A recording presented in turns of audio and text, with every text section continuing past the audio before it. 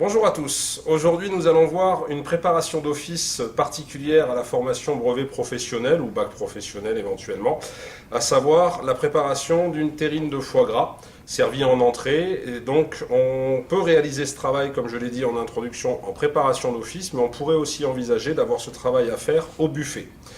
Présentation du poste de travail, j'ai donc des pinces. Alors, pour correspondre à la taille du produit que j'ai à travailler aujourd'hui, j'ai choisi des pinces à entremets, c'est cas particulier. J'ai une pince pour le foie gras et une pince pour mon petit mesclin de salade qui va être là plus pour décorer, garnir mon assiette, ajouter de la couleur. J'ai un filet de sol, d'accord, le couteau, je vous le rappelle, avec une lame relativement souple et longue, fine.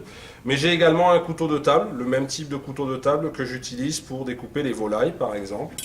Et cas particulier de la terrine de foie gras, aujourd'hui, j'ai un récipient qui va me permettre de plonger mes couteaux à l'intérieur, dans lequel j'ai mis de l'eau très chaude.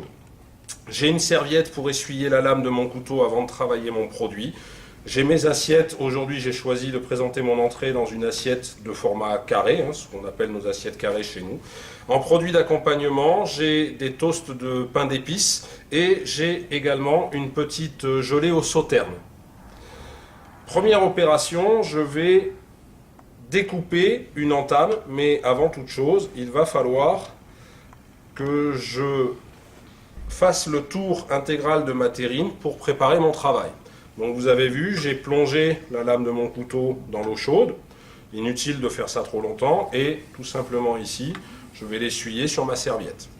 Je vais passer cette lame de couteau sur tout le pourtour de ma terrine. Alors, rappel sur la dénomination terrine. Normalement, une terrine signifie que l'on a une préparation cuite dans un moule en terre cuite. Aujourd'hui, vous constatez que j'ai un moule en plastique, il s'agit d'une terrine industrielle. On travaille avec ce produit-là aujourd'hui pour s'entraîner, mais les meilleures terrines sont celles qui sont faites dans un véritable moule en terre cuite. Donc là, tout simplement, ce que je me contente de faire, c'est de suivre le contour au plus près, bien entendu, de mon moule, et je vais décoller les bordures. Alors le fait d'avoir trempé mon couteau dans de l'eau chaude, en fait, comme j'ai un produit qui est gras, ça m'évite d'avoir trop de graisse qui colle sur mon couteau. Je replonge mon couteau dans l'eau chaude pour passer à l'opération suivante, à savoir, je vais découper des entames pour pouvoir travailler. Donc je vais prélever environ un demi-centimètre, 1 centimètre, ça dépend un petit peu la quantité que je souhaite travailler. À savoir qu'en termes d'entrée, le foie gras, on peut proposer à nos clients des assiettes dont le poids va varier entre 60 et 180 grammes par exemple, ça dépend un petit peu de la thématique du repas. Aujourd'hui, nous avons une petite entrée, donc je vais faire une assiette à environ 70-80 grammes. J'ai donc découpé mon entame. En fait, c'est l'opération la plus difficile. La personne qui va commencer la terrine va se retrouver avec la partie la plus difficile du travail, puisqu'une fois que la terrine est entamée, il va s'agir simplement de découper des bandes à peu près égales en termes d'épaisseur, mais ce sera beaucoup plus facile. J'ai découpé donc mon entame, je replonge mon couteau, et normalement, si tout va bien, lorsque je soulève, vous voyez que la terrine se lève. Il s'agit maintenant tout simplement de prélever mon entame. Donc une assiette à déchets que j'avais omis de préciser en introduction, mon assiette à déchets, petit format, puisque je répète, tout ce que j'ai comme déchets, c'est cette partie-là. Vous voyez, c'est l'entame. Il y a un petit peu de foie gras. Donc là, malheureusement, c'est un produit, on va dire, qui est perdu à la vente en tout cas. Mais à la dégustation pour le personnel, on peut bien entendu envisager d'en faire profiter le personnel. Et maintenant, il ne me reste plus qu'à découper mes tranches de terrine. Donc je répète, on va se contenter de faire des tranches on va partir entre 1 demi-centimètre, 0,5 à 1 cm grand maximum en termes d'épaisseur. Et on va proposer dans notre assiette 2 tranches, histoire de permettre une présentation un petit peu plus élargie dans l'assiette. Donc à partir de là, encore une fois, je tiens ma terrine avec la main tout simplement.